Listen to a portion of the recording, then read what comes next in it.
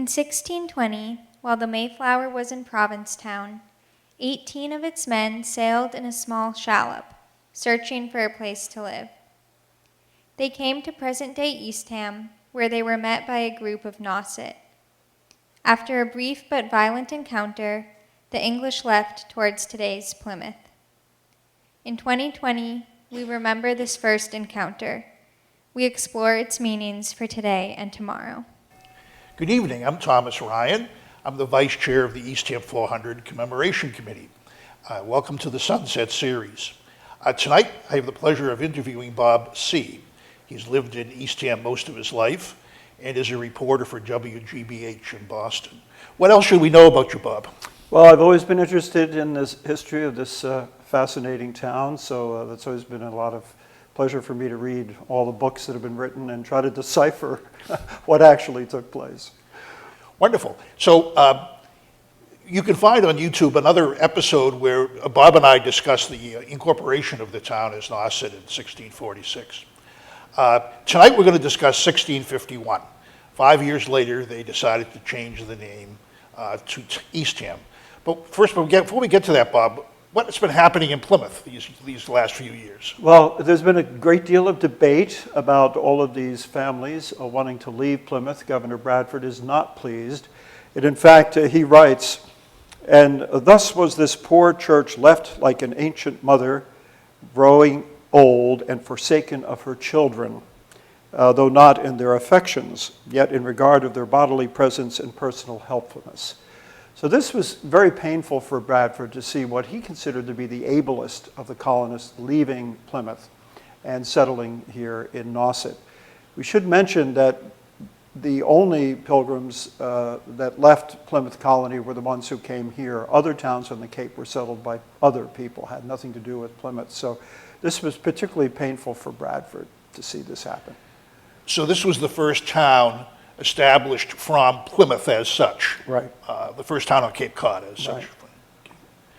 So they took the name Nauset when they were incorporated, and now tonight we're talking about they decided to change the name. What's up with that, Bob? And we're referring here to Donald Trazer's excellent history of Eastham, written in 1951 on the 300th anniversary of the town. He says, "Who suggested substitution of Eastham for the Indian Nauset, or exactly why, will probably never be known.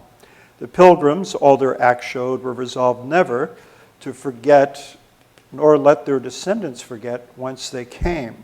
All new towns received a name out of Old England. On Cape Cod, this practice continued long after the first comers went to their rewards, and it continued until the first 9 towns had been named, that is, until after the Revolution. 1794, when the easterly precinct of Yarmouth was named for its minister, the Reverend Josiah Dennis. Now, whether our Cape Cod Eastham comes from the Eastham in Cheshire or the Eastham in Essex is not known, though the name was rarely written in 2 words in early records, although some maps do show it as 2 words. Now, we should mention that Eastham is considered a suburb of London, and their mayor visited here in 1951 to take part in the tricentennial, but it has since been incorporated into West Ham, I believe. But there is an Eastham that I believe is outside of Liverpool, where the Doan family came from. So I always thought that that was really the more likely reason.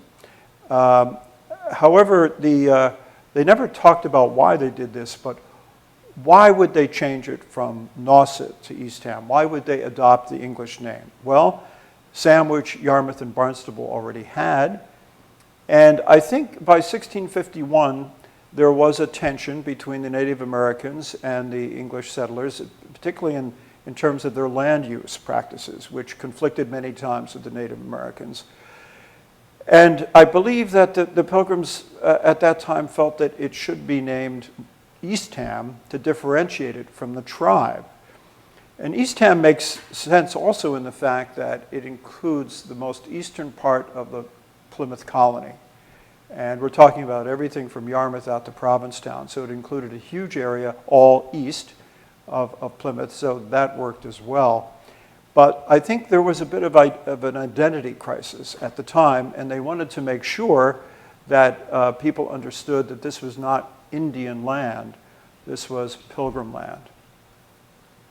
So the Nauset people, the Nauset tribe had been here for something like 10,000 years. And by European dating of 1620, they had some form of governance themselves. They operated as their own society. And so we had a parallel society set up, a parallel government that was English in its origins. And so I suppose it was a built-in cause of tension, I suppose. And I don't think they understood land acquisition. There's this famous story about Billingsgate Island, where the Pilgrims asked the Nausets, who owns that? And they replied, not any. And the Pilgrims said, well, then it's ours. And the Wampanoags responded, yes, it is. And so the Pilgrims were essentially saying, we're not any. We are, and we are taking possession of this. And many times, I don't think the Native Americans understood that selling their land or receiving something for the land was a transfer of that land. It was almost like a co-use, or they were borrowing the land, or in some cases, we do know that the Native American tribes later intended to take the land back in some way. So I think that was also, there was a lot of misunderstanding when we talk about the deed for the town, which is kind of a very confusing story as well.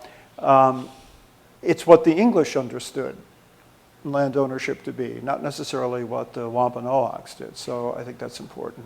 So I know we don't have a lot of time to talk about these details right at this moment, Bob, but you're saying to me that there is no deed from 1651, or that we've found anyway. It was something later that they created a deed. Yeah, there was something in 1645 where the Plymouth court granted unto the Church of New Plymouth a tract of land lying between basically Yarmouth and the Outer Cape and Billingsgate. So there was a granting by the Plymouth court, but there was no transaction with the Wampanoags. Yeah.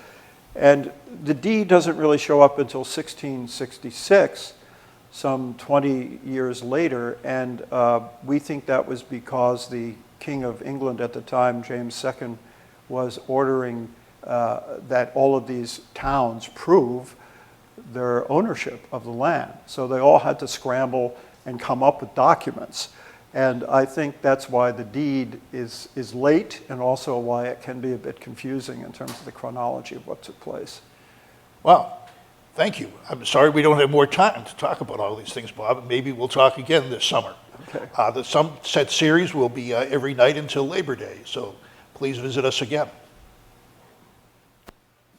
My name is Joanna Hollick, and I'm the coordinator for the Sunset series with Eastham 400.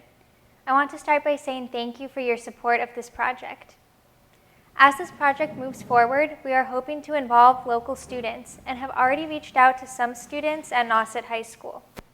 If you or someone you know is a local high school or college student who's interested in participating in this project, please reach out to me at jhollick@gmail.com. We will provide you with a script to read that reflects upon the so-called first encounter between Mayflower passengers and the Nauset 400 years ago, as well as its significance and lasting impact today. We are excited to bring these videos to you each day this summer, 15 minutes before sunset.